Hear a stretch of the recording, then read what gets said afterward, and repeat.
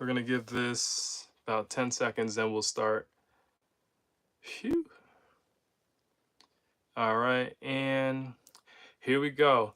What's happening, y'all? It's Jay Stokes and it's AVIOT's Sunday Brew. I'm coming to y'all late today. I was with y'all earlier last week. I was in Texas and I was able to do a pretty decent show. We had a good showing and people came and gave their opinions. I'll tell you one thing, it's always very interesting to me when I get on the topic of race, especially with slavery. There is such a pushback. A lot of people don't want to hear about the history of slavery in the United States. I've made videos about it, posted it on social media affiliated with this platform right here, and people still had a lot of things to say. I know someone was saying on one of the posts that I made that they're like, well, Northern Africans enslaved Europeans. And so I looked into it in more detail. And yes, there is a history of Northern Africans enslaving a subset of Europeans. However, it's not as clear cut as people make it seem. And these were not black people that were enslaving Europeans. Instead, they're Arabs and there were other non-blacks that were enslaving this sect of Europeans. So it wasn't as clear cut as people were making it out to be. So there's that. But it was a good show nonetheless. I appreciate the following on that. Tonight, I don't really have much to talk about. I've been doing some reading. I'll be honest with you. So today and yesterday, I had a big, how do I explain this? I really wanted to focus on this story of Lil Nas X, the music artist. I don't know if anyone's familiar with him. Lil Nas X, he made the song Old Town Road some time ago, and Old Town Road was really popular in the country world. And that was the first song I ever heard from him. I know he did a song with Miley Cyrus's father. I think her father had featured on the Old Town Road remix. And so Lil Nas X has been in the headlines for many years for his different, I guess, publicity stunts. I know that he's made fun of or poked fun at the Christian religion a lot, and he has come out as gay, and so that has rubbed people the wrong way. I remember back in, I think, 2021 or so, he was selling the Satan shoes and he was promoting his album Montanero, and then he had the Call Me By Your Name music video where he was giving a lap dance to the devil. So Lil Nas X has been just the subject of controversy for many years. And recently, he was seen parading in Studio City, Los Angeles, in just his underwear and some white cowboy boots. And I think at one point he put a cone on top of his head, and people were saying he was acting a little strange. And so they had called law enforcement. And so when law enforcement was called, he allegedly charged at them. I believe one person said that he actually swung at some of the law enforcement, and he was later arrested and taken into custody. And then he was also treated for overdose. Listen, every black guy with locks doesn't look the same. Okay, I do not look like King Von. All right, but anyways, so yeah, so he was taken into custody, and it was later shown that Lil Nas X did reportedly have a overdose. He was using substances, and now he's still being held in jail. And I think he's gonna have a bail hearing tomorrow because of the alleged assault that he did with law enforcement. Oh, you feel like King Von? Okay, sorry, my bad. Because every time people see my locks out, I get everything from 2 Chainz, King Von. I think I got Bob Marley once upon a time. So I'm just saying, like, every black person with locks does not look the same. But anyways, back to my story. So yeah, with this whole situation with Lil Nas X being arrested and being treated for substance use, I was inspired to get back to writing. I've always wanted to get back to writing. So basically, the AVI podcast is the official podcast of Chemistry Productions, a media education company. Our intent, our goal here is to educate people on media, different media stories, get you all to think, get you all to process information that you're consuming, whether it be through music, television shows, what have you. And so basically, I wanted to get back into that education space. I've made a lot of videos that I've been talking about different subjects that are happening in the media, giving my 2 cents. And so I wanted to get back to writing because I used to write a lot in the past about different topics that were happening in the media. So with this Lil Nas X situation, I thought it would be a good opportunity to write about celebrities and substance use, because that is a huge issue that has been happening. Celebrities with substance use. If you've seen over the years, there have been several celebrities, especially musicians, who have passed away because of their use of certain drugs. I know opioids is a big thing now, and so I wanted to write about it, and I just gave my take. What I found in my writing, and you can look it up online. I have an article. It's called "A Fallen." I have it pulled up right here. I got my laptop in my lap. It's called "A Fallen Star: Lil Nas X Struggles with Drug Use." And in that article, I talk about certain risk factors that celebrities face when it comes to using drugs, right? Risk factors that can lead to that. Well, with yeah, like Juice World, yeah, yep. So what I uncovered was, and sorry for the lighting and everything, I'm actually in my wife's closet right now. My room is currently occupied where I usually record this Sunday Brew, this podcast live on Sundays. So my room's occupied, so I'm in my wife's closet. So that's why the lighting's weird, and that's probably why the sound is weird. But anyway, so with Juice World, that's another example of a musician or music artist who passed away due to struggles with substance use. And what we find is that risk factors for substance use can include certain things such as a family history of substance use. So we see with Lil Nas X, as I was reading more into his storyline, I found out that his mother is an addict. So that makes him more predisposed to using certain drugs. And then also being a musician in general, there's a no Pop Smoke, that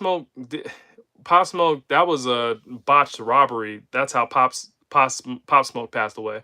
That's what happened there. That didn't him passing away didn't have anything to do with drugs, to my knowledge. But even with so being a musician in general, there is this pressure to perform. There is this pressure to deliver music that's going to make people feel good. And so some artists, they self-medicate, or they get on hallucinogens. They get on mushrooms. They get on psychedelics. That's what I meant to say, psychedelics. They get on that in order to help stir the creative juices. They want to deliver the best possible product to people, and so that's that's a risk factor for substance use, just being a musician and having that pressure in general. We also see that Lil Nas X, and I was speaking in this article that I wrote on his sexual orientation. He is a gay man, and we see in the LGBTQIA plus collective that that is, I guess, a lot of people within that population tend to use drugs because they're coping with depression, they're coping with social stigma from society, so they want to numb the pain, they want some escapism. So in that article that I wrote, and I'll say it once again, "A Fallen Star, Lil Nas X Struggles with Drug Use," I talk about how all these things come together and they can lead to Lil Nas X wanting to use drugs. And he has a history of using drugs. He's self-medicated with marijuana before when his grandmother had passed away.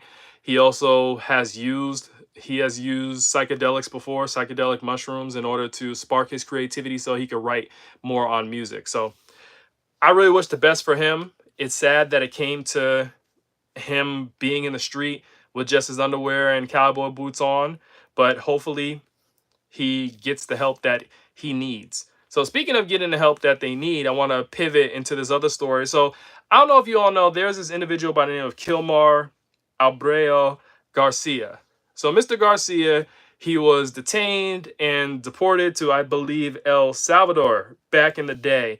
And so, not back in the day, but some months ago, because the current US president and this administration felt that he was here in the United States illegally and he was doing crimes. Now, Mr. Garcia is an immigrant who immigrated to America. However, he was legally allowed to stay here and he was wrongfully deported. He has been tied to the gang MS-13. He has been there. They've said he has abused people, right? So there have been all these reports of what Mr. Garcia actually, what he was alleged to have done. The bottom line is there was a lot of public outcry saying he was wrongfully deported to El Salvador. Thankfully, he's been brought back to the US right now. I think that he's been released from criminal custody. However, he still has to go through some legal proceedings. I think he has to stay with a family member in Maryland right now, if I'm not mistaken. Yeah, I think he has to stay with a family member in Maryland right now. And he's still, we don't know what the conditions were like in that El Salvador prison that he was in. We don't know what he's really been through, if what he's been through has had a huge mental toll on him. But one thing's for certain, he was wrongfully detained and wrongfully deported. I'm trying to see who he's actually staying with because I had it on my computer right down here. But he was wrongfully deported. So I'm happy that he's back. And I hope that he doesn't have to deal with any more of this nonsense. I know a lot of individuals, because of this current presidential administration, have been, immigrants, I should say, people who have immigrated to this country have been really unnerved because they have fear of deportation. Even if they've gone through the right systems and they've come over here legally, they are in fear that they will be deported and they won't be in this country any longer. I don't think it's right. Obviously, if you are an undocumented immigrant and you came over on American soil illegally and you haven't gone through the paperwork, then obviously you being deported, it is what it is. That's just what happens. But people who have really tried to come over here and do things the right way, I don't think that they should be getting deported. I think that we have to have more care when it comes to these individuals because they are humans at the end of the day. So that's that. But yeah, like I said earlier, I don't really have much to talk about. I was trying to read the comments to see if there were anything that people could add to this conversation. I have been watching a lot of women's basketball lately, and I know the standings have been changing.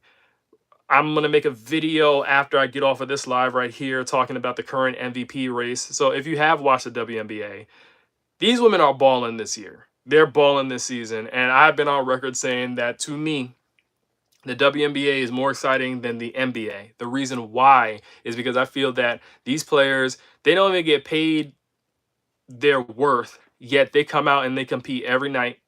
And you get exciting basketball, a lot of close games. There's not many teams, so you see you see the same teams often every week. Excuse me.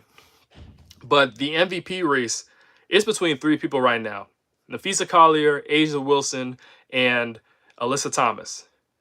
I know you've probably heard of Asia Wilson. She has a new shoe, recent shoe that came out, the A1s, and those shoes are nice. And she's that woman, right? She's that woman. She came out with a book called Dear Black Girls. I think it's Dear Black Girls. And she's been doing her thing. I think she's been on a historic run of 30-plus point games. Her last game that she played in, I think she had 30-plus points. I don't know if she had 36 points or 32. It was something up there. But Asia's really been balling. Today, Nafisa Collier came back from injury. She had 32 points, 9 rebounds. Alyssa Thomas is the leader in triple doubles in WNBA history. She has the most triple doubles, and it's by a long shot. She has surpassed everybody in terms of the triple doubles that she has. So you have those three people. As it stands right now, I would say that Asia Wilson is the MVP of the WNBA. And the reason why is because behind Diana Taurasi, the great Diana Taurasi, Asia Wilson has the most 30-point games in WNBA history. And this season alone, I think Asia Wilson has something like 10 30-point games. That is ridiculous. I think she has 34 30-point games on her career. And if you remove her from the Las Vegas Aces, which is the team that she plays on, they don't have as much success. No. Now, on the flip side, Nafisa Collier, she's just come back. Her team has been keeping afloat, but they have had a lot of success with her being out. Nafisa Collier was injured. She had an ankle injury. Alyssa Thomas, her team isn't as successful when she's out. I will say that. However, when you look at Alyssa Thomas, the head-to-head matchup between her and Asia Wilson always dominates. She always does better. I think the last I've seen them compete twice, and I know the Aces have beat the Phoenix Mercury, who Alyssa Thomas plays for, twice this season. So in the head-to-head matchup, Asia wins that. So it's tough, but I do think that Asia Wilson is the WNBA MVP this season. Nafisa Collier is back from injury. If she keeps posting 30-plus point games and leading her team to victory, then maybe the race will be a lot tighter, and the media is going to have to decide. But I'm telling you, man, the WNBA, definitely check out those games. Definitely watch those women play. And that's pretty much it. That's all I got to really talk about. If anyone has any topics, just let me know. I'm willing to talk about it. Now, I know Funny and Insightful, there's a frequent contributor who has come on this live for a few weeks, Funny and Insightful. And that person, they brought to my attention this group called BRICS. BRICS is an acronym that stands for Brazil, Russia, India, China, and South Africa. And it's a group that they pretty much have joined their powers together in order to, how do I best explain it? In order to strengthen their economic ties, to compete against the West, the US, and the European unions when it comes to the economy and trade.